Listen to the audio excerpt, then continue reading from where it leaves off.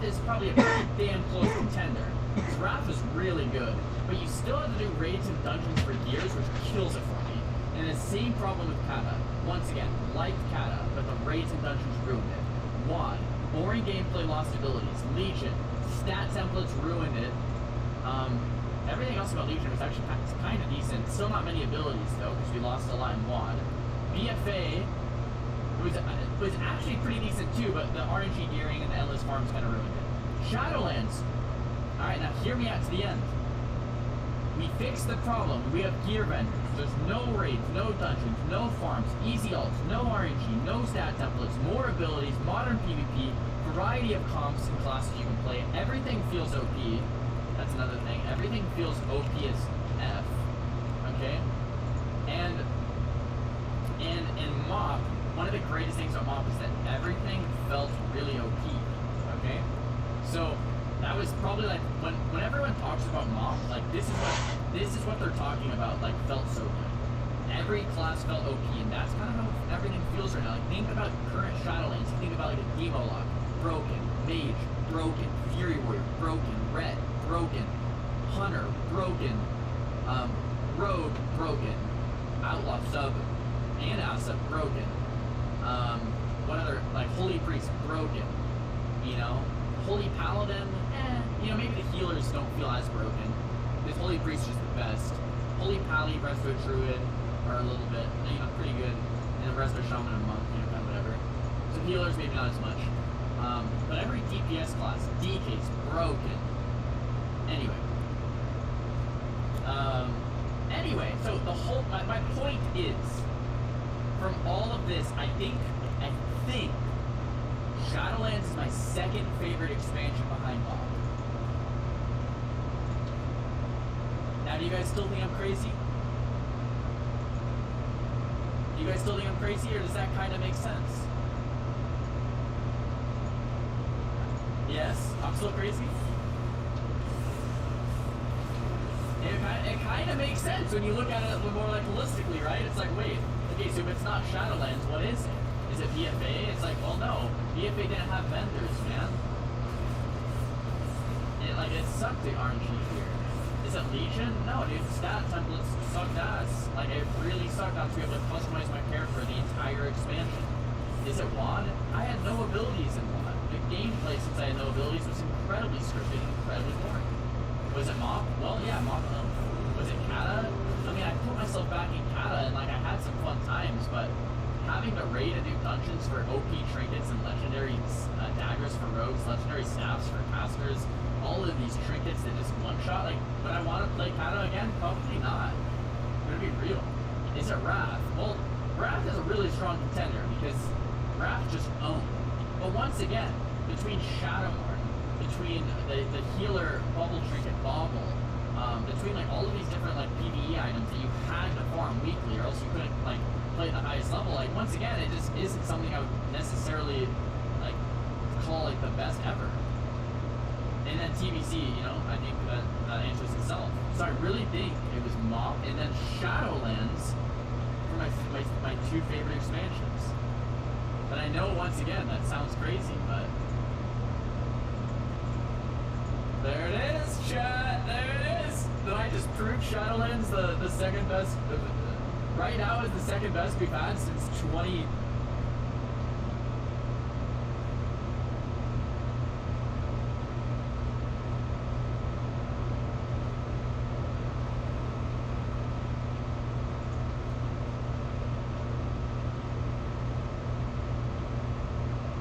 Oh yeah, baby. And we are live. This is Dark shit. Jones. Yo, what's up? What's up? What a fantastic. Hey, what up, man? How are you?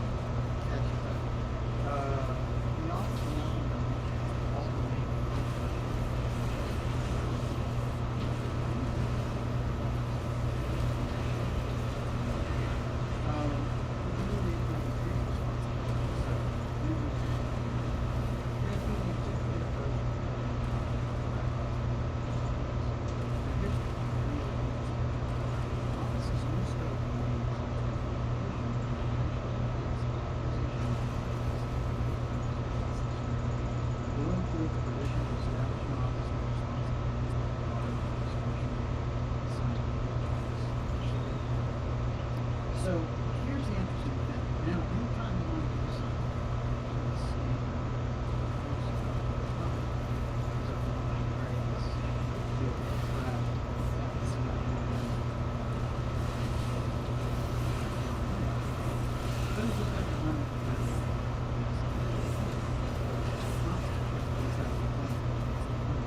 So this is the mechanism.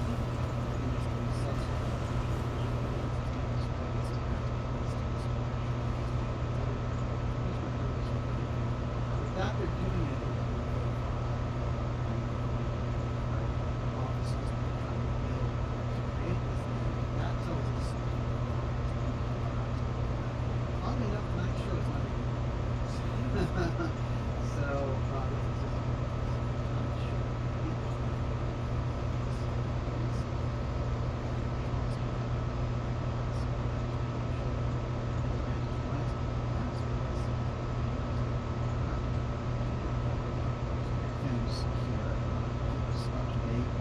On all the machinations that are going on. Everyone joining us just now, we're getting started with X Series 129. This is Hapgood and Einstein in the Hot Zone. Now, I want to, before we get started, mention that in the second half of the program, we're going to be taking questions because we have Olivia tonight. And we also do that in the second half of the program. You can ask the questions now. And while I have your attention, go to the darkjournalist.com website if you haven't already. Sign up for our newsletter. Keeps all in the loop in the days of this crazy, wild and crazy censorship. A wild and crazy guy censorship. Alright, just a little bit more on this UFO tip on the government side, and then we'll jump in. The Space Force requires a Space National Guard. Okay, now famously, the Space Force got introduced as the sixth branch of the armed services under President Trump, and the idea was, hey, I'm going to get the UFO file back under executive command. And a lot of real Trump loyalists are in that organization, in fact. So Stepford Biden has stayed away from it, hasn't promoted it. So now you have all these people. In this case, these are very strange bedfellows. It's Dianne Feinstein and Marco Rubio, again, Democrat-Republican nexus, looking for that money trough and the UFO threat through the CIA and Homeland Security. So this is one of the interesting factors that we're looking at when it comes to all these moves around new UFO. The CIA phony disclosure and new UFO offices. That's how they build up the threat and then create money for it, and be able to justify all that secrecy in 75 years of hiding it from the American public and doing God knows what to the people who revealed it.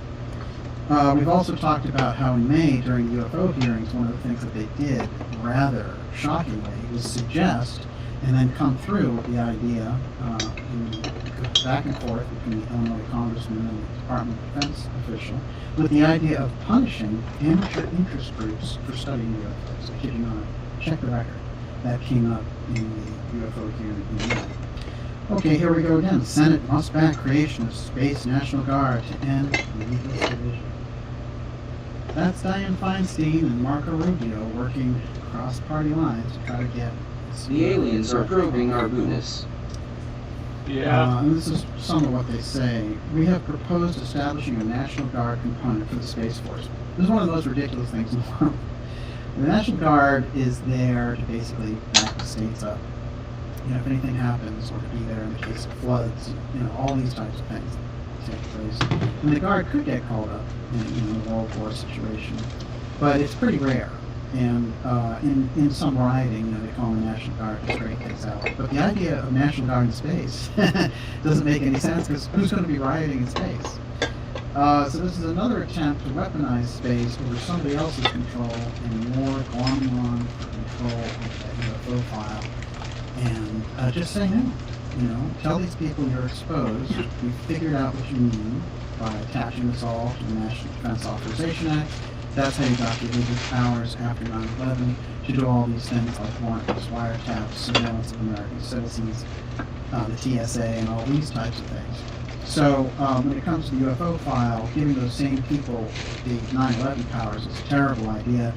And what they're doing is pretty smart. They've used it before, which is hold all of that almost $1 trillion Authorization Act up if they don't assign these things, because when you're in the Senate Intelligence Committee, you can do that. You can log things on there, and basically nobody can move forward and approve anything. The president can't sign it.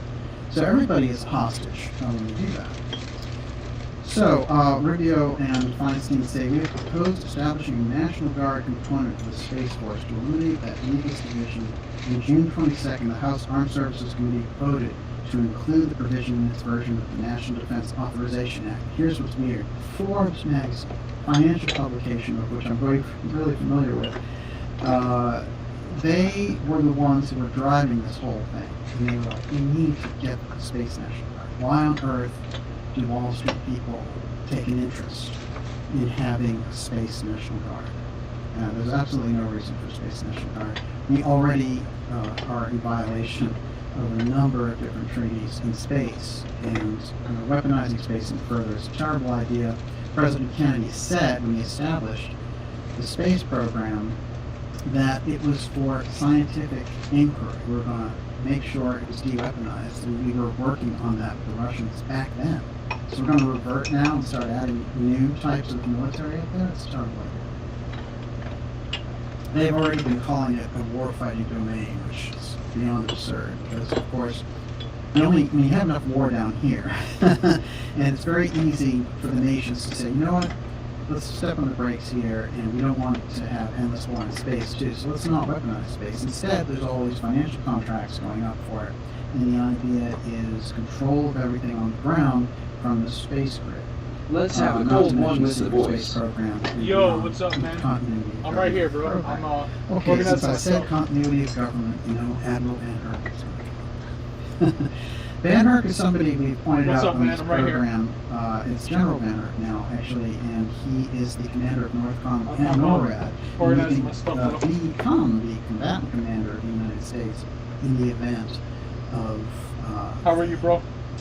Activating continuity of government. Now, this activation of COG is a lot closer than you realize, because even with Biden, being in his fudgely-dudgely state, we could really be looking at that activation. They tried to pull this at the end of the Trump term, and they weren't sure if they'd get him out with weird ballot stuff. And instead, they were going to just, with his COVID announcement in October, remove him from office and install the COG commander. Now, this is kind of a dangerous situation that we're in with this, but Van Herk, who, as I've said before, is part of the 509th Bomb Group, which is the original Roswell group that found the Roswell wreckage there in New Mexico, and was the only group authorized to drop atomic weapons in 1947.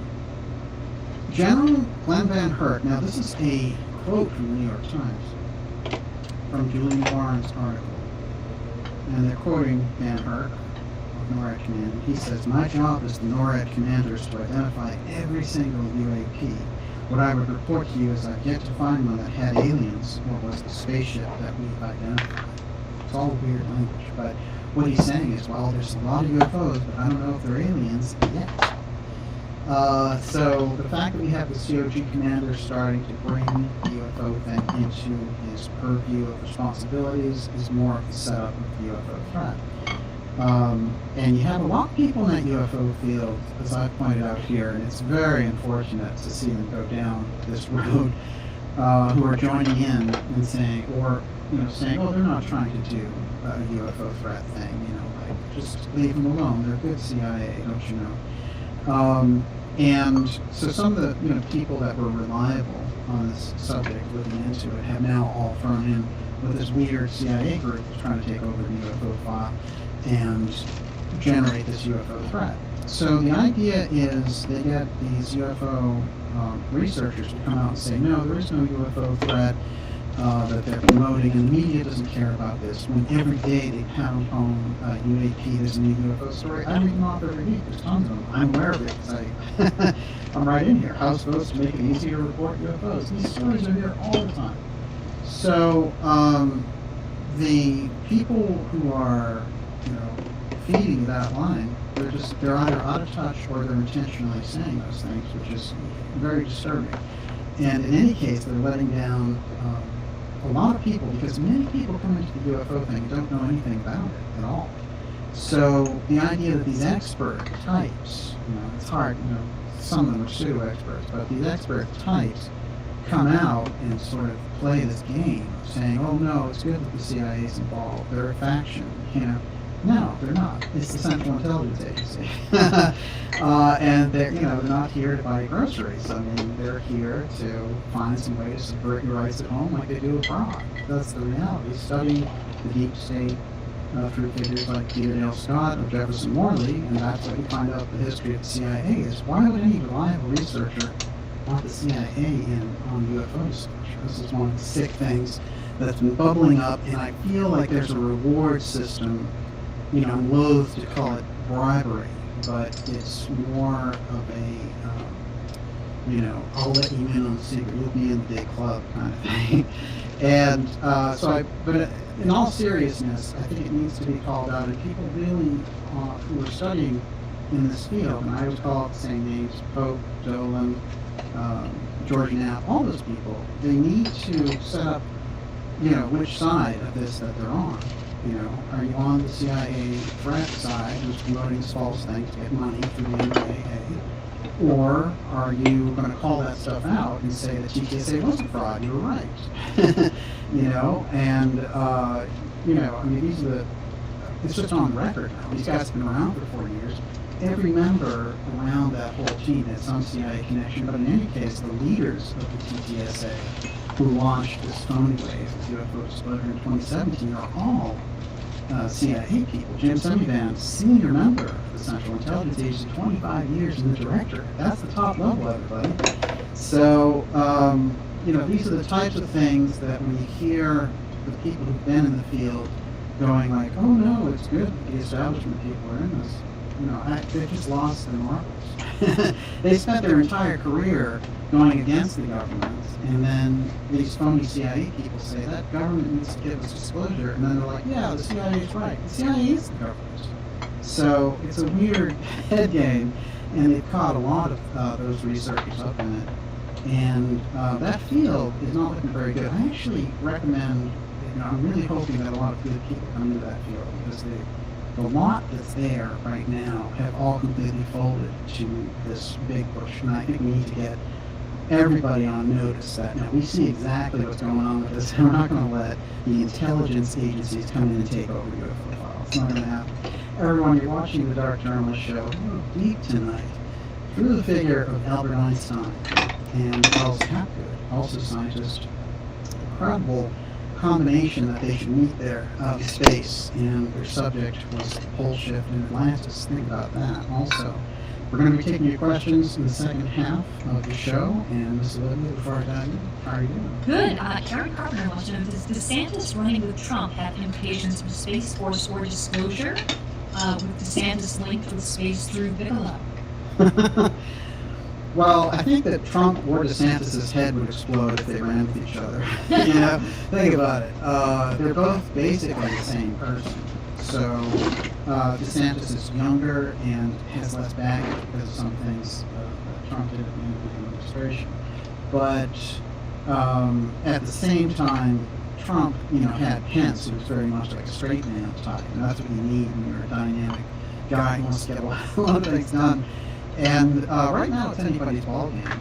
Trump could come out really and wow him. He could come out in the next 2 years and just blow this whole decrepit, separate Biden machine away and expose the wokeism and all that stuff. So he has a perfectly clear track to do it, and $250 million in political donations.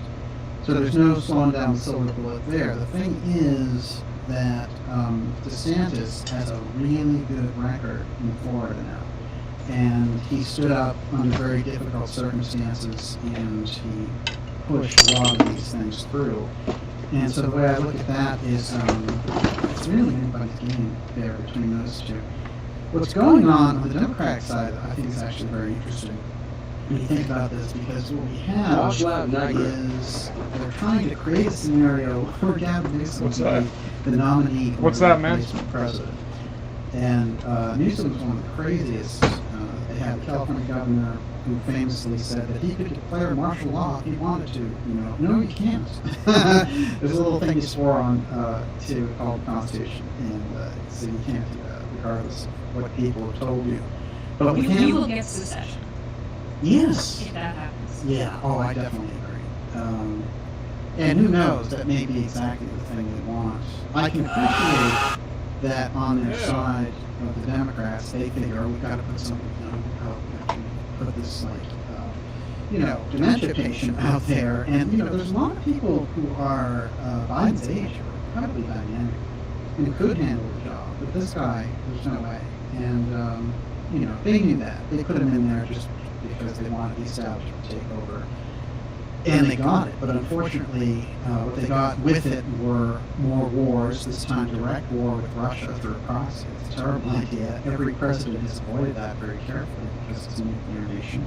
And we have a lot in common with the Russian people and a lot of exchange to go on there. I want to report something that's pretty good, though, as a new development, is they've decided between Russia and Ukraine not to impact the food exchanges and food traveling between the two countries. That's very important. So even with all the craziness, they both recognize we don't want to starve to death. And I agree with that. And that part of the world, essentially. Absolutely. Jake Vandervest is mentioning that Ron Paul, of course, is older than Biden. And vital as can be. Oh, absolutely. Ron Paul could have been a really incredible president. Rand Paul, you may see run in 2024 and would make a very convincing VP spot as well, if not a very convincing case for himself as president. But when you see the kind of money behind Trump, they're trying to get Trump with the January 6th committee stuff, but it's some of the worst. I mean, it's horrible, the takedown that they're doing on that, but it's a waste of the taxpayers' money. Everybody knows it's just a show trial, basically. It's like the old kangaroo court show trials that they did in Nazi Germany. But nonetheless, Trump would have his own, he's got all that momentum. It looks like a pretty clear field for him. In terms of the general election, there's a lot of light on DeSantis because it is possible that he would fare as well or better than Trump in a general election because he's had a very solid record. Really hard to say right now, but they might strike some kind of background deal. But I don't think you're going to see this guy in the VP ticket. You got something else? I did want to ask this. Thank you. Says it's a space race between Pentagon and the CIA who will ultimately get control of the UFO file. Is there a competition? Yeah. Well, the whole thing, if you really go back in history, this is crucial. This is what gets missed a lot. In about 1958, with the announcement of NASA, the groups that were working to reinvestigate and reanimate that UFO wreckage and things of that nature, they got very scared, and they wanted it to be under the military. And it's very interesting because Eisenhower fought for it to be a non-DoD because he wanted the open space thing, just like Kennedy, open space. And what happened is they used a number of leverages so that by the end of his administration, Eisenhower was saying to people, I've lost control, that thing is gone. So somewhere along the line, his deal turned over to private interests, private corporations. The aerospace industry got the upper hand, but the intelligence agencies were still the liaison for the whole thing. They held the files, they could still burn everybody. So you'll find this in the Expertech documentary that I did, and there's a link to that in the description of this video. But fundamentally what happened was the intelligence agencies and the aerospace companies decided to divvy up that Who's this guy? and they tried to keep the president progressively out of the loop. There's famous stories about He's a UFO journalist that talks about UFOs. He's really good. He's just a UFO guy. He's really good. His name is Dark Journalist. But I'm cleaning the very last of my room. I'm basically done. All I have to do is put my jewelry, which I'm doing right now, away, and I'm done. So we can chat though. You want me to turn it off? I can turn it off. I don't mind. If it's too loud, I'll turn it down or turn it off. Let me know. But this guy's awesome, bro. I've learned so much. Like half the stuff that I know is because of this guy.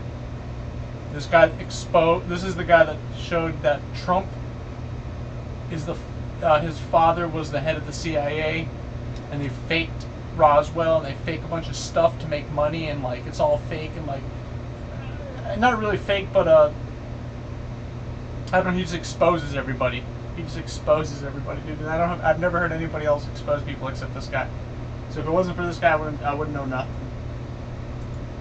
Eisenhower threatening them, that he was going to send the 8th Army down to Area 51 to get that information back. So when Kennedy gets in, he tries more cleverly, in a sense, to get the UFO file back. And he's saying to the CIA, submit to me all the cases, I want to share them with the Russians so that we don't have a nuclear exchange over a UFO.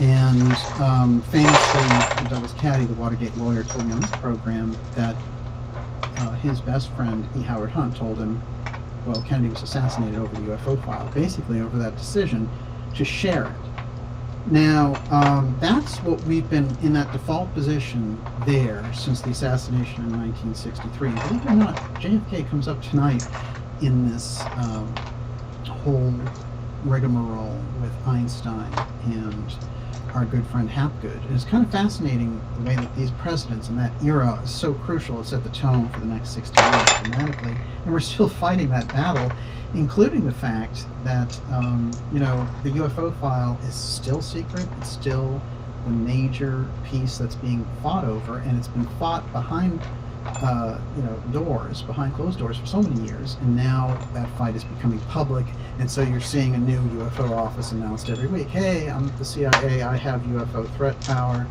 Hey, I'm the Space Force, the executive branch has it back. Hey, we need a Space National Guard. Hey, we need AIMSOG. It's ridiculous. So this is the nature of that battle, and the screwball TTSA CIA piece, that was part of that as well. So it's a really dynamic situation, but I think the thing that we can do on the citizen side in looking at it is direct them, when they talk about attaching the UFO defense stuff to the NDAA, that's a huge red flag. This so guy is a that's dark one where we Jedi. can really, go Yeah. back and say, no, don't attach any of that He's stuff. he's a And Jedi, actually you're right. keep UFOs as a scientific inquiry. No military. He is a involvement at Jedi, all. bro. Well, then all the That's people funny. that they've rolled out there, like Elizondo and all that, would go through the roof, because then their job is done, pretty much. You'd have to be janitor at Space Command. That's the thing. Could we address one thing before we move off of UFOs? Yes. Okay, so David Frank says, looks like they're getting everything That's they funny, want man. without the UFO threat through COVID and food depletion. Could you address this? It's not true. I mean, I think Dolan was pushing that. Like, they don't need a UFO threat. That's completely wrong. I don't know what informs these people. Look, when you have something that you can use as a global threat for emergency powers, that's your best card. That's the best thing you have going. So if you've used a medical emergency for that, you're going to get a certain amount of mileage. If you used a digital ID takeover, you get a certain amount of mileage. But you might need the full gambit. They don't take any of those options off the table. And the idea that, like, oh, well, they don't need that UFO threat, come on. It's ridiculous. How much information do we have over 75 years that they've put this in action behind the scenes? They have a whole plan for UFO takeover op. Don't think that they did. Think about Operation Northwoods. Operation Northwoods was a plan submitted to President Kennedy in 1962. And the idea was to remotely control a plane and have it shot down and blame it on the Cubans. Okay, basically, it sounds very much like a 9/11 scenario. Kennedy rejected it back then. That's the way that these people think. These are the plans that they have behind the scenes. So don't tell me that they wouldn't pull a UFO threat. It's ridiculous. Werner von Braun's warning to Carol Rosen, it's not something that you can blow off if 4 out of the 5 things he said was going to happen have happened already. And the last one is the alien threat card, right? So no, there's no, the idea that, like, oh, they already have enough, and they don't need that UFO threat thing, so just forget about that, and like Elizondo and all those guys are good. No. We've already laid out over 4 years why that thing was created. It's very simple if you go through it. The Central Intelligence Agency was behind it. They created all of their members created the To the Stars Academy group. And then they sent out this guy and pretended that he ran a program that didn't exist. ATIP, which was later admitted to be an activity, not a program. So, we need to kind of deprogram ourselves a little bit from what they are doing. And this is where both the media, in some cases, because they don't know any better, but certainly at higher levels, on purpose. But the UFO people bending over for this stuff and, kissing up to CIA people doesn't make any sense. They built their careers for decades on challenging the government for cover-up. So you can't say that, the CIA people are good. So there's a real disconnect there. It needs to be a discussion, but I have a feeling now when I watch the people in those fields, they don't want to actually have a discussion about it. What they want to do is try to portray the other side of the people who don't agree with them as somehow subversive. And that's going nowhere. I mean, I can tell you. So I think a lot of those people, their careers are going to tank because they base themselves in a way as a truth teller. And when you are in the business of telling the truth and you aren't telling the truth, you get out of the business. That's the way it goes. Everyone, you're watching the Dark Journalist show. We're going deep tonight on the UFO file here in the open, but now we're going to move everything over to Einstein and Babbitt. Elwood Babbitt and also our friend Charles Hapgood. We're going to be taking your questions in part 2 of the program. This is X Series 129, and we're going to be with you here for a couple hours. Before we go any further, Miss Olivia, how are you doing? I'm doing great. I did want to say one last thing about that, which I absolutely agree with. Chris Lothian says it's their ace card. Why play it until absolutely necessary, right? Yeah. You leave it. What else? What are you going to play after that? It's right? one of the most absurd things. When UFO researchers peddle that, it sounds to me like somebody is telling them to say that, because they must know better. Well, it's a problem. It's certainly a problem with logic, right? Yeah. It seems very obvious. They need to go back to UFO school. Number 1 rule, cover up. Number 2, the government does the cover up. Okay. All right, so let's move now into the hot zone. Are you ready? I want you to take all that time and attention that you've spent out there looking at all these news stories developing and focus it down into an interesting area that lies between Florida, Bimini, Cuba, and the Yucatan Peninsula. And we're going to go down there tonight because we find that there were things that were taking place there in the hot zone, and it's actually run a good deal of our geopolitical foreign policy over the course of almost 100 years now. And that there's a large-scale secret associated with advanced technology and ancient cultures that's going on there. And, so we're going to take this in through the figure of Charles Hapgood and his association with Albert Einstein, of course, the top theoretical physicist. And when we go into Einstein, it's very interesting because he was kind of neck and neck with a certain type of theoretical physics, and other streams were rejected by the corporate world and the controlling powers such as Tesla, who had a great objection to many of Einstein's theories, although he felt that Einstein was coming from a good place. But Einstein basically got to be, the one who established the new science around theoretical physics. And what's interesting to watch is when Hitler comes to power, Einstein flees here, but then he goes to Caltech, and he spends a great deal of time there with the leadership at Caltech, and there's all this stuff associated around the Sun King. And I'll leave that. I did that in an episode, but it's very interesting. His time in Pasadena, you don't want to miss that.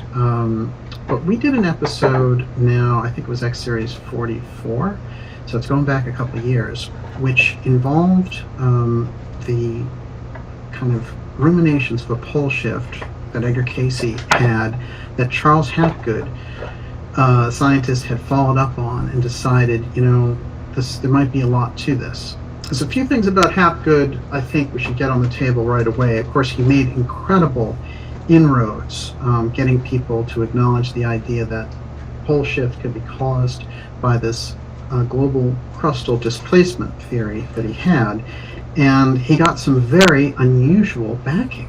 The unusual backing was through the figure of Albert Einstein. And I'm going to read a couple of things here. There's a book called Atlantis, the Fate of the Lost Continent.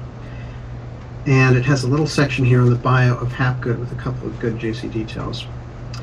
But anyway, so it's May 8th, 1953. An elderly professor with a fondness for the violin sits down at his desk in Princeton, New Jersey, and writes a letter to Charles Hapgood, an obscure instructor at a small New England college.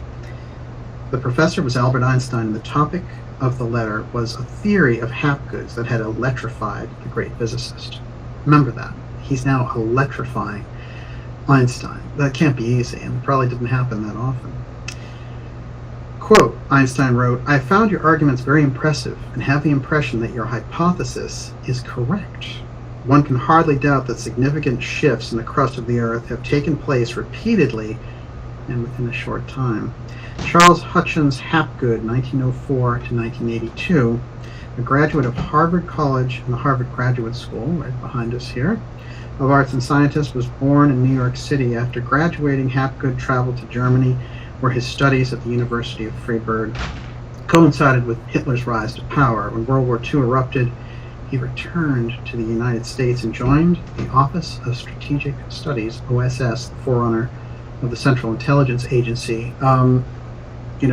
There's a great deal of tie-over with JFK's work with naval intelligence and also Ernest Hemingway's work around the OSS, and all of these people are going to be linked when we come into this deeper hot zone mystery relating directly to these ancient ruins and the large-scale finds that have taken place, but also ancient weaponry and ancient technology and the suggestion of things don't quite act the way that they should nature-wise when you get into certain aspects and areas of the hot zone. The Bermuda Triangle, I guess, is the most obvious, and the idea that compasses spin and there's a whole magnetic anomalies, etc. Well, they've discovered a certain type of technology and technological action that takes place in that area, and that's part of what all this fun is about. Let's go a little bit further. So he was at Keene State College in New Hampshire, and he was formulating a theory of Earth crust displacement.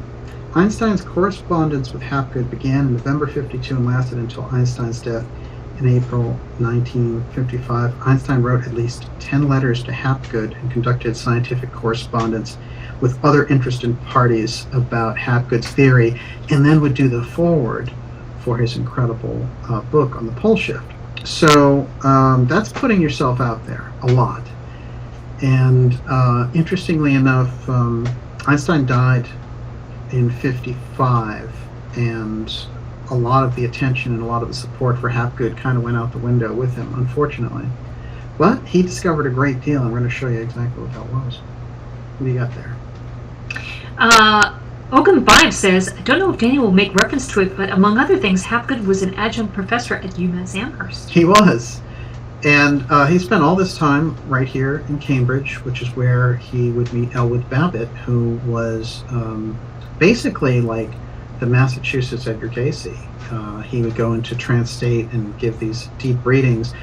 I don't think it's very hard for any psychic to compete with the amount of detail and things that came through Edgar Cayce, let's face it.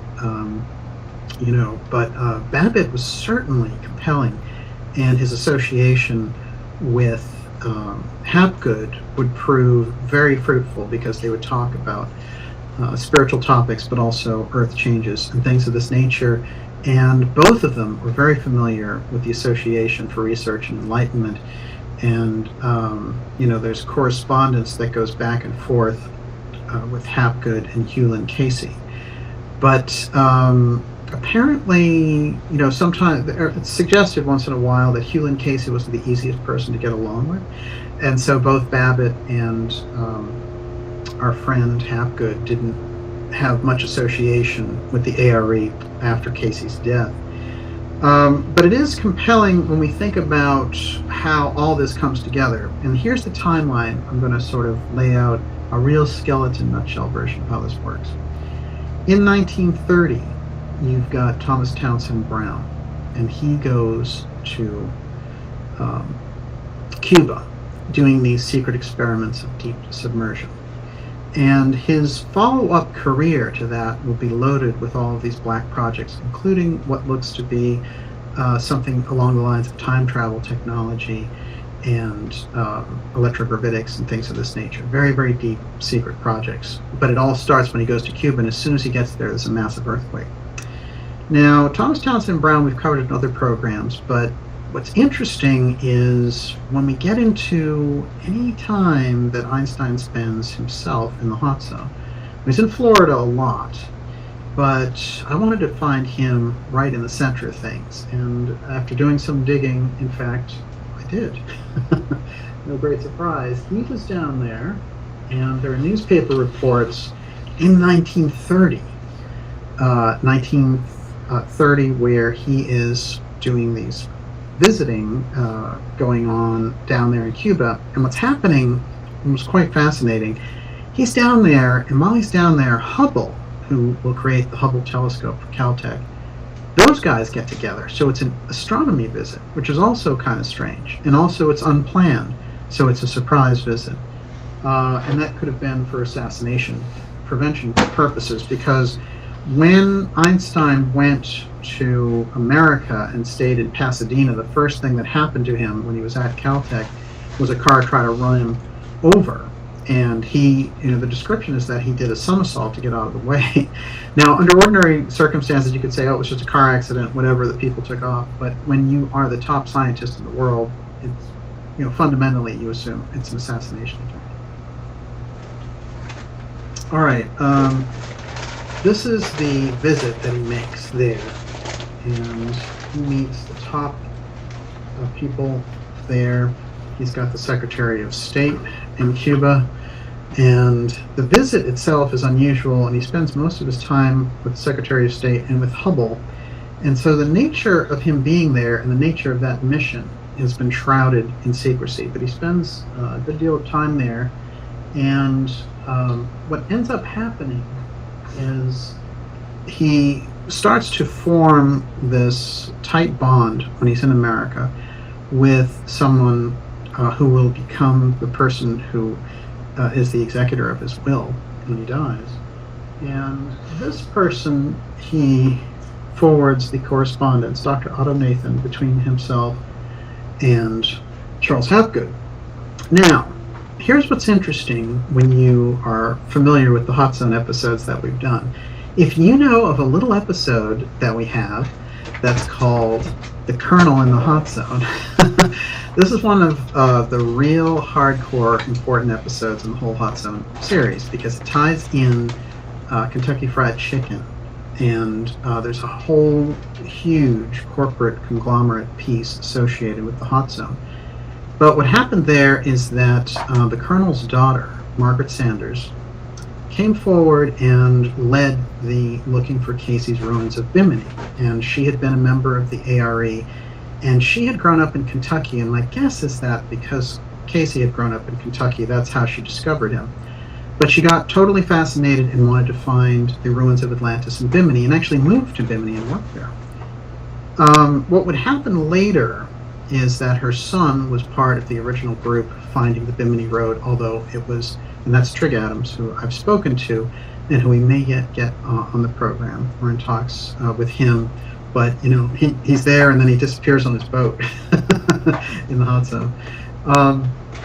What's interesting about him is that he was pretty young when all this happened, but his mother had a group called MARS, and they were the ones that Ballantyne was associated with. And J. Manson Ballantyne was a Yale oceanographer who was aware that, of this Casey prediction, and went over the ruins and found the wall.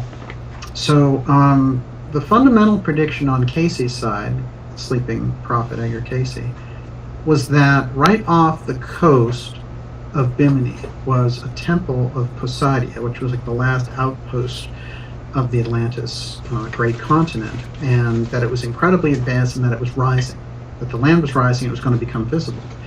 And so he said, expected in 68 or 69, not so far away. He makes that prediction in 1943. Well, Manson Valentine finds it right after Trig Adams and his mother have found all these links to it. They're just about to announce their discovery. But Manson Valentine gets to it first, and then he decides, oh, I'm not part of Mars anymore, I'm doing my own thing. As I'd like to point out about Manson Valentine, a lot of his work went black afterwards, including the fact that he was looking for pyramids in South Florida. Now, and by all accounts, it looks like, based on some letters that are left in a museum, that he found them. But what happened, and what I think is crucial about him, is that he was best friends with Morris K. Jessup. And Jessup, on the UFO file front, the Philadelphia experiment, all of those things, was kind of like the real educated statesman. And he's the guy who comes in and he's giving UFOs a very legitimate path. And this is 56 and 57. So in 1958, he's found in a park, and he's run the carbon monoxide into his car and committed suicide after no depression, nothing. But the person he was going to see was his best friend, Manson Valentine. Well, 10 years later, Manson Valentine shows up, and he is discovering Bimini Wall off the coast of Bimini, right there in the hot zone.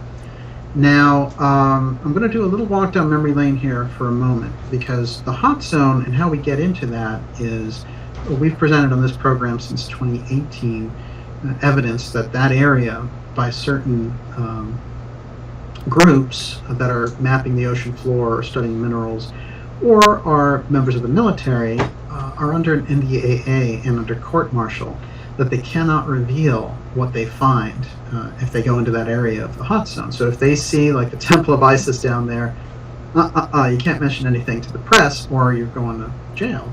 So this was a weird thing to discover in my own research, but the hot zone, and that they had a name for it, and that everyone seemed to have some name that was associated with hot zone, so that when I went to regular kind of well-known Atlantis researchers and people of this ilk, and I said things to them like, have you ever heard of the hot zone? And they would say like, well, I've heard of this, like, so it was all this similar stuff. So obviously for people who are in the know, the hot zone is something that they have to deal with on a regular basis. So the hot zone, fundamentally, that area off the western tip of Cuba, all the way over to Bimini and then the Yucatan Peninsula, that area has been a hotbed of geopolitical infighting. Everything from the Cuban Missile Crisis to the Venezuela issue, where Cuba and Venezuela were against the United States. And so when we look at these issues, we see that there was something more going on than just political tensions. Why did the Russians really risk everything to get in there, to get into Cuba? So there's a bigger backstory, and certainly President Kennedy's involvement with Cuba is also bigger, and gets into the fact that the Kennedy Library is now the #1 holder of any Ernest Hemingway document. They hold 95% of every material related to Ernest Hemingway's writings. That's pretty remarkable. Basically what we're talking about is somebody who controls the entire estate. And so when you go to the Kennedy Library, what you're dealing with is the Ernest Hemingway legacy. And on that note, Yes. Kate Schneider's asking, I hope DJ brings up the Einstein-Hemingway ET connection tonight.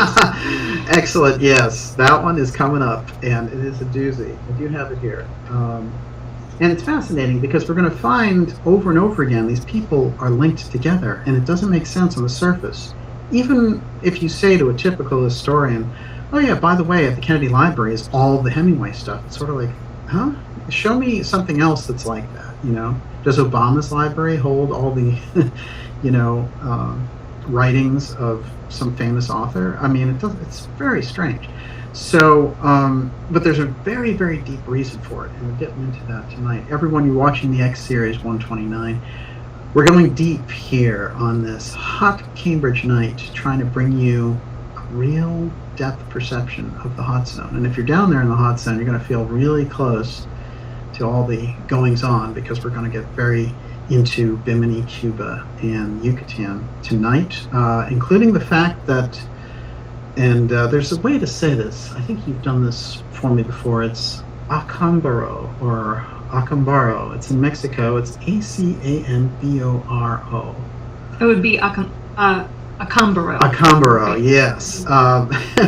This is very interesting, and I can tell you that it has a lot to do with anomalies down there, because what was found, and this was discovered as part of Charles Hapgood's discoveries, a massive treasure trove of Mayan relics of the Mayans playing, and I kid you not, playing with dinosaurs.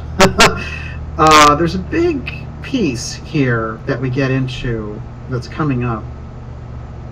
Just stay tuned, because the Acambaro is going to be very, very mind-blowing, I can tell you that. But I'm not going to get there yet, because I want to finish off what I was saying about the Colonel. So Margaret Adams, Margaret Sanders are the same person, and it was actually hard to find Margaret Sanders. And if you don't search for Margaret Adams, you get basically very thin results. And if you search for Margaret Adams, there's not much, but it's that key. It was the doorway for me to find it. And she wrote a very fascinating book where she includes all this, called The Colonel's Secret. Now, The Colonel's Secret is about his secret recipe, but in there she talks all about her relationship with, ready, Albert Einstein. So we have Albert Einstein now, who approaches her, and through this person called Dr. Otto Nathan, who is the executor of Einstein's estate, and also handles the correspondence between our friend Hapgood and Einstein. Now, Otto Nathan comes out of Germany. He also is fleeing the horror of the Nazi regime rise. And he comes over here, and he's basically at Princeton, and is an economics professor. But somehow he has some kind of tie-in with Albert Einstein. And Einstein becomes friends with our friend Margaret Sanders, the Colonel's daughter, through this. Now, here's how it happens. She goes to Washington, D.C., and she's watching something at the National Archives. And the next day at her hotel, this man approaches her, who turns out to be Otto Nathan, and he says, "I saw you at the National Archives yesterday." And she says, "Oh." And he says, "Who are you?" And they get to know each other. And he says, "Well, I'm best friends with Albert Einstein." And she says, "Well, I'm the daughter of Colonel Sanders, and I have written all this stuff I wanted to give to Albert Einstein." And he says, "Well, that's great. I'm going to take your letters with me, and we'll do this whole thing." It's a very odd setup, the way it's described. It's almost like, something out of a movie. Does this really make any sense, that this woman bumps into the top person connected with Einstein when she was just hanging around Washington? And it turned out that she had her own theory of relativity and wanted to compare notes and also tell him about her Atlantis findings, etc. And finally it gets around to the idea that since she's a great sculptress, that she's going to sculpt a bust of Einstein. Well, they have this wonderful correspondence, and the family kept the letters, etc. And this is part of the piece that's well known there. Now, here is Margaret Adams with Dr. Nathan. And that is directly out of her book. You actually can't find it on the internet, so that one's special. And we have the picture there of Nathan talking with Einstein, and then her talking with Nathan. And so, now, why is that important? Einstein is getting on board with the pole shift concept that Charles Hapgood is bringing forward, which is very radical in its time. And remember, he's the top man. Nobody really compares to him, except, Oppenheimer did for a while before they destroyed his reputation. So, for the top scientists to now be involved in the pole shift argument, and Hapgood to be talking about Atlantis and getting into Casey's readings and all this kind of stuff, this is pretty interesting. But now they approach the Colonel's daughter through Dr. Nathan. Well, now the things that she would do later, like going on this mad dash trying to find Casey's Bimini before it rose, makes a little more sense, because it seems like that group is operating again. And what will happen later is that Marvin Minsky will become Margaret Adams' great friend. And Marvin Minsky is one of the top AI transhumanist guys over at MIT.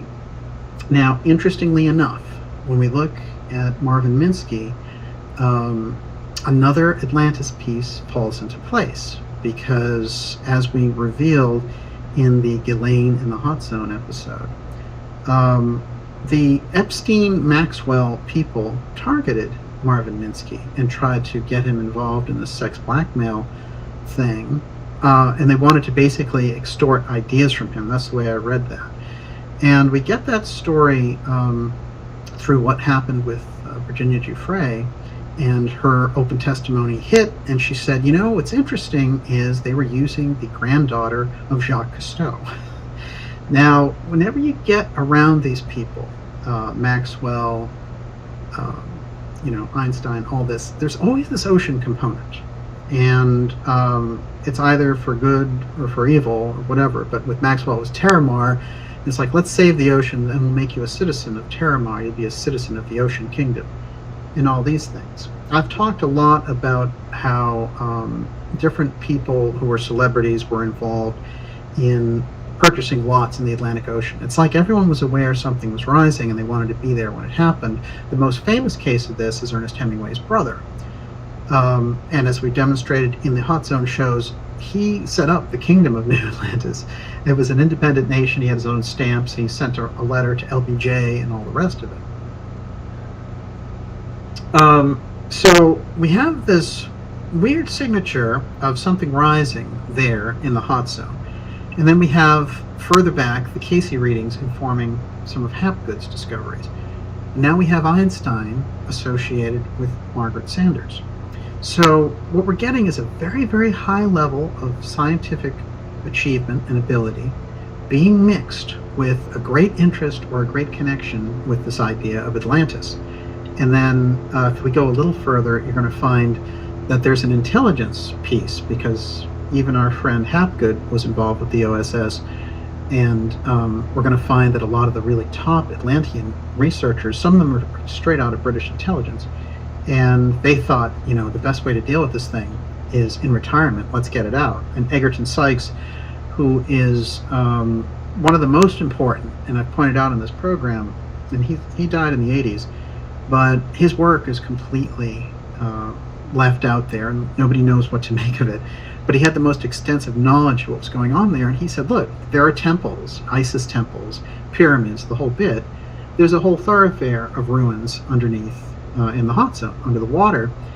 And so one of the things that we followed up on here very deeply was the 2001 discovery of Paulina Zalitsky in the Cuban city off the western tip of Cuba. So now, with all that in mind, let's re-engage here with our friend Charles Hapgood and the strange occurrence of him becoming so close to and endorsing our friend Hapgood. All right, a quick aside. Colonel Sanders' daughter had varied career. Here she is, and I'll just read a little bit of this so we get part of the official version of what they have to say here. Miss Sanders once wrote to Einstein telling him about her theory of relativity and what she thought about this. He wrote back, her daughter kept the correspondence. Mother had one of those far-out minds that understood that stuff, she said. Miss Sanders also had a big interest in the lost continent of Atlantis and flew to Bimini in search of it. Now it becomes part of the record of who she is. And it's all in that book, which I highly recommend, which is called The Colonel's Secret. 11 Herbs and a Spicy Daughter. That's the name of it. You're making everybody hungry in the ideas room. The Colonel has that effect. But it's interesting because he got very upset at what took place, in fact, after he sold off the franchises. He felt the food quality went down the drain, but that's for another time. Okay. In the middle of all this, right smack dab in the middle of this, just before Einstein passes away, there's a huge discovery in Acámbaro, Mexico. And it is these Mayans and other unusual figures, which I believe this is a huge Atlantean treasure trove discovery. And what happens is the discovery leads to a lot of panic in archaeological circles, because what's happening is they're losing control of the old narrative that there's no Atlantis and all the rest of it. And that Casey's story now is starting to show up, something that they're studying. And Casey's story is the Atlanteans were more advanced, they had advanced technology, and that they could control things with their minds, and that they could build pyramids with sound and all the rest of it. Now, this is the story that's informing Hapgood's scientific research. So he's kind of dangerous at this point to these people. So let's read a little bit about what they discovered there at this unusual thing. Everyone, you're watching the Dark Journalist Show. This is X Series 129. We're going deep into the hot zone tonight, and it's perfect because I think it's about 95 degrees, isn't it? Somewhere in there. Okay. Did dinosaurs coexist with humans? Mystery at Acambaro, Mexico. Beginning in 1950, stories of a large collection of strange ancient figurines surfaced in the American and Mexican press. Valdemar Isrod, or Jules Rod, a German shopkeeper living in Acambaro, had purchased from local excavators more than 33,000 clay figurines made by previously unknown cultures. Now, what happens is a very strange series of events, which is that our friend Hapgood gets hired to go there and investigate. And when he gets there, he finds in a house, he's done some figuring out of the way that the tunnels were laid out and how the discoveries were made. And then he goes to a house and he figures underneath the house there should be more of these figurines if these lines are correct.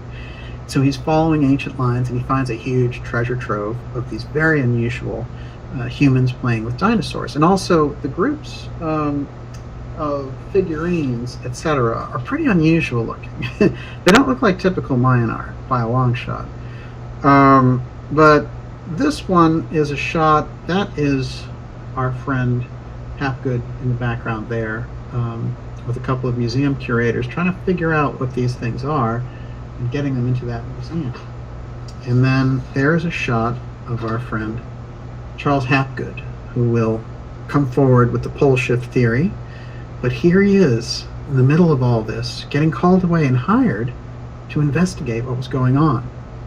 His claim, after doing 9 months of research and using top experts, etc., was the following: that the objects came from 3000 BC or older, and that they were totally of a different culture that lived down there side by side previous to the Mayans. So that's where basically he left it. There was a huge outcry that it was a hoax and that there's no way this could have been a culture that they missed and all the rest. Here's more of these very unusual figurines at Acambaro. And so we're getting into weird territory because, as I said, many of the shots show human beings playing with these dinosaurs. And here is our friend Hapgood down there, caught in the middle of this controversy. And while he's down there, Peter Hurkos shows up. Peter Hurkos would be a very famous psychic who came to prominence more in the 60s, but he is around and his story becomes famous in the 50s. And he's down there, and then we have some of the people who, like Puharich, Andrei Puharich, who set up the 9 group, etc., who eventually promote Uri Geller. He's down there. And what they is kind of figured out over time is that they were down there testing the mushrooms for their psychedelic abilities. But it's very strange that we have these kind of CIA people down there already, you know, messing around with these ruins that we find in Mexico. So this becomes more of a rolling scandal, and what they do is they shut down everything around the find, and the figurines still hang out there in history, and traditional archaeology doesn't have any place for it because it's so controversial. But Hapgood, who did the research, said, "Hey, we did the testing on it, and we found that these things were 3000 BC or older, and that puts them in the post-Atlantis phase, which brings us into these are fleeing. People are fleeing the hot zone destruction and going into Mexico through the Yucatan entry and then heading up towards central Mexico." Everyone, you're watching the Dark Journalist Show, X Series 129 here with Einstein and our friend Charles Hapgood, who posited in the 1950s that a pole shift may have happened and may be coming again. And guess what? Albert Einstein backed this obscure figure for some interesting, unknown reason. We're going to be taking your questions in the second half of tonight's program. I want to remind you to go to darkjournalist.com and sign up for the newsletter that keeps us in touch with each other. And really, it's the only way we can kind of overcome this intense censorship that we've been seeing. And it's really the best way, because many of the networks are here today, gone tomorrow. I'm going to use them just as long as they're out there, but nonetheless, we're not in terms of relying on it, I'd far prefer to have that one-on-one. And that's a free newsletter, and there's not a whole lot of marketing in it, but what you will find, and what I think is very valuable, is it's going to let you know about the shows that are coming up and the remarkable interviews and X-Series episodes that we have coming up for you this summer and into the fall, with some fascinating events and documentaries coming as well. If you want to support the show, you can become an active subscriber, and we really appreciate all of our supporters who let us bring this material to you. All right, Miss Olivia? David Tormina. DJ, didn't Hercos claim his psychic abilities came to him as a result of a head trauma injury? Yes, Hercos is very fascinating.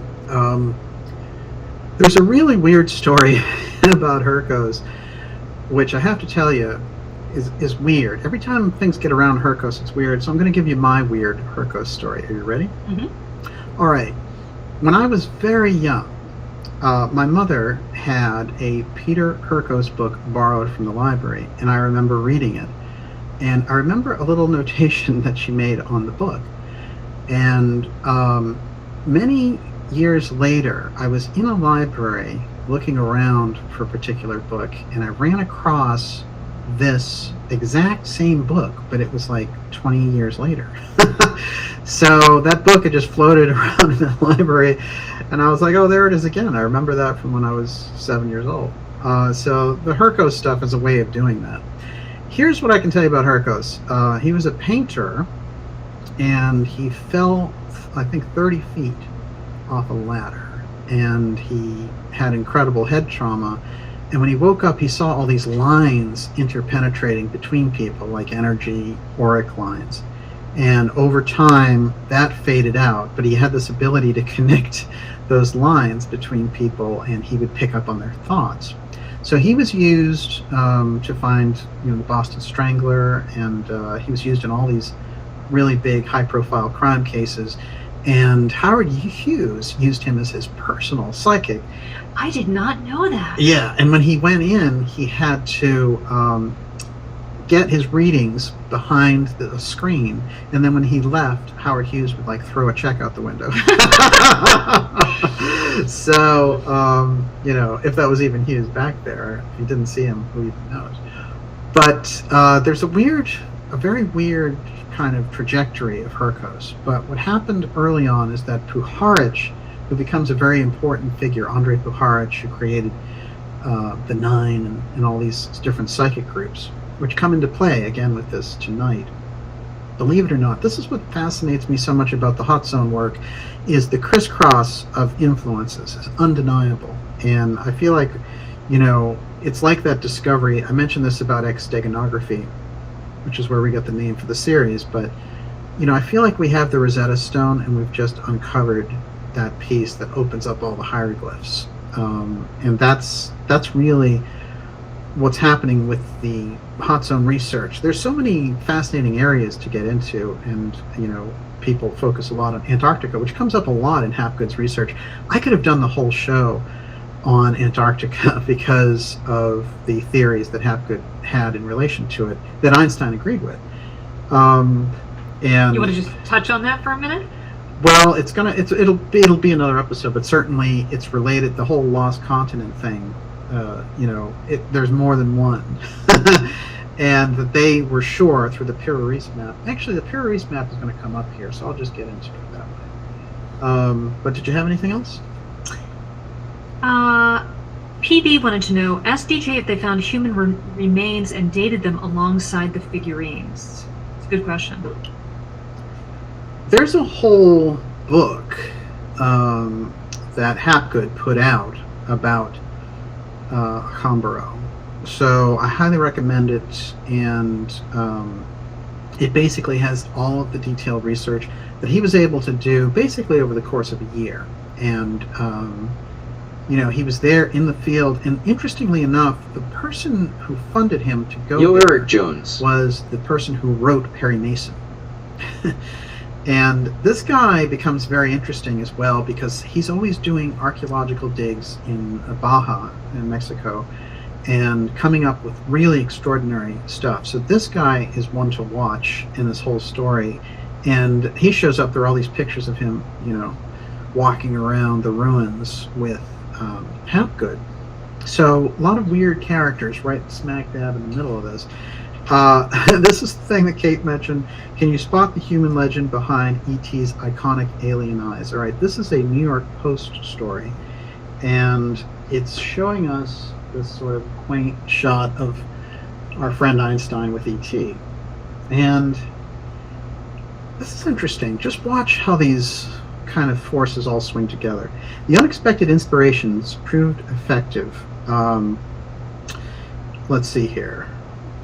So there's a makeup artist who had worked with Spielberg on Aliens and Close Encounters of the Third Kind. He won an Academy Award for his work on E.T., and it was his third Oscar, following wins for his work in Ridley Scott's Alien. But E.T. was the Italy native's crowning creation. Upon Rambaldi's death in 2012 at age 86, Spielberg called him E.T.'s Geppetto. This month marks the 40th anniversary of Spielberg's childhood classic. The film ran in theaters for an unprecedented full year until June of 1983. So what happens here is they're trying to figure out how to do the eyes of E.T., and Spielberg is telling Carlo, the makeup guy, he says, I want it to be a little bit Albert Einstein and a little bit Ernest Hemingway and a little bit Carl Sandburg. Now, think about E.T., think about Hemingway, and then Einstein. Sandburg is one that we'll have to kind of figure out on a larger basis. He's a cultural force. But the combination of Albert Einstein and Hemingway being the inspiration for the eyes of E.T., it lets us know that we're in the right ballpark. And this is a remarkable story. I feel like when we see that whole iconic piece, that there's some communication because Spielberg knows a great deal about the UFO file. So if he's making the E.T.'s eyes Hemingway's, a mix of Hemingway's and Einstein's, there's a reason for it. And that is a fascinating piece. Okay. President Eisenhower. How does President Eisenhower get involved with this whole thing that is involved with the pole shift and Hapgood and Einstein? Well, coming up on July 29th, okay, we're looking at the 64th anniversary of NASA. And the Space Agency bill was signed a week from tonight, okay? NASA created for space activities, and there's the great promotion that came out in all the battles that he had won by making it a non-military project, which was extraordinary under the circumstances that he was in. I think we also have to say about Ike is he knew the military types and that they would use anything to create absolute chaos. And that's why in his departing message to Kennedy and the nation, he says, beware the military-industrial complex, which is really quite remarkable considering he was, the general in World War II. He's basically saying, watch out for these rats. So what happens is this all starts to come together where Hapgood writes a letter and finds out about the Pura Reis map, and finds out that it was a copy of the map that Columbus had used to discover America. And then he starts to realize in his investigation, well, the Pura Reis map, which was by the Turkish admiral Pura Reis, and the map is from 1513, but it shows the whole globe as surveyed by satellite. So it's a very advanced culture that did this. And one of the key things that Hapgood realizes about it is that the map shows Antarctica with no ice on it, which is remarkable. It's tropical. And Bimini is very prominent in it as well. Now, I've done shows with Graham Hancock. We had him here in Cambridge, and we're having more coming up with him. But basically, fundamentally, the ancient maps are the big key to how we uncover and uncork the idea that there was an advanced culture back there, because if they were capable of mapping the whole world, they must have had the advanced technology. It changes our entire view of history. So here we have this extraordinary map of Pura Reis, and what I think one of the things that we want to do when we think about Pura Reis is we want to have this idea that this is actually a map that probably goes back to the Library of Alexandria that was destroyed. And all of its revelations were basically copied down and kept in monasteries. Now, when we find the story of Gurdjieff talking about how he discovers the Sarmung Brotherhood, he does the same thing. He basically pays a bishop to give him a copy of this map that's being held in a monastery, and that's how he finds the Sarmung Brotherhood. The map was 2,000 years old. These maps had to be very ancient, so what they were looking at were copies, and Columbus got his hands on a copy. Columbus was very aware that America was there, probably had made trips already, and that's something that Dr. Joseph Farrell came forward. We did a series of interviews about that, but the book is Thrice Great Hermetica, and he goes into great detail. And it's basically obvious that the Templars had come over here a long time previous to Columbus coming over. And when Columbus starts talking about how he wants to discover America, he knows so much about it. And I think the idea is that there was a gold operation going on here, and that they just wanted to run that through before they discovered it officially. Miss Olivia? I know this is from a little while ago, but Deputy McAdoo wanted to know, where are the figurines now? Oh, there are 33,000 of them. It's pretty interesting. There still are museums down there in central Mexico that house these ruins. There was an update, I think, from 1999 on them. I haven't seen anything more recent than that, although I saw someone posting pictures that were from 2012, I think. But the figurines are still down there in various museum collections, and I don't think any of them are here in the United States, but definitely in Mexico we still have them. Okay, so what we have then is we're trying to figure out what Eisenhower was doing with this Pura Reis map, and what happens is we discover that Hapgood wrote him a letter and said, look, I've used now this Naval Academy. I've suggested to them different things in relation to my calculations about Antarctica and all the rest of this. I think this map is very important.